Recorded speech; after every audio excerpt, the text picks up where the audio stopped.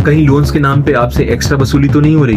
Bank एक आम आदमी से कैसे पैसे लूटता है, आइए मैं आपको बताता हूँ। मान लीजिए आपने बैंक से होम लोन, पर्सनल लोन या कोई भी दूसरा लोन लिया है, लेट सपोज 6.25% के रेट ऑफ इंटरेस्ट पे 3 साल के लिए, जो कि फ्लोटिंग है। तो आरबीआई मोस्टली हर 3 महीने में अपने रेपो रेट को बढ़ाता है या कम कर देता है। आरबीआई जब रेपो रेट को बढ़ाता है तो बैंक आपके रेट ऑफ इंटरेस्ट को बढ़ा देते हैं, बट एक आम आदमी को ये चीज नहीं पता कि रेपो रेट बढ़ा है या कम हुआ है। तो रेपो रेट बढ़ने से मान लेते हैं कि बैंक ने आपके रेट ऑफ इंटरेस्ट को 6.25% से बढ़ाकर 8.25% कर दिया है और बैंक उसी के अकॉर्डिंग आपसे ईएमआई लेता रहता है। बट इसी बीच रेपो रेट कम भी हुआ होगा तो बैंक ऑटोमेटिकली आपके रेट ऑफ इंटरेस्ट को कम नहीं करते, वो उसी 8.25% के रेट ऑफ इंटरेस्ट पे आपसे ईएमआई लेते रहते हैं। और ये चीज एक आम आदमी को ना पता लगे, उसके लिए वो ईएमआई का अमाउंट उतना ही रखते हैं बट उसका टेन्योर लंबा कर देते हैं। और आपको लगता है कि मैं तो उतना ही ईएमआई भर रहा हूँ, बट एक्चुअली में ऐसा नहीं है। इसका मतलब क्या हुआ कि जो लोन आपका 3 साल का था वो अब 3 साल से बढ़कर 3.5 साल का या 4 साल का बन चुका है। तो आरबीआई जब भी रेपो रेट कम करता है तो उसका बेनिफिट बैंक्स आपको डायरेक्टली नहीं देते। उस केस में आपको बैंक को कॉल करना पड़ता है और उनसे बोलना पड़ता है कि आप मेरा रेट ऑफ इंटरेस्ट कम करिए।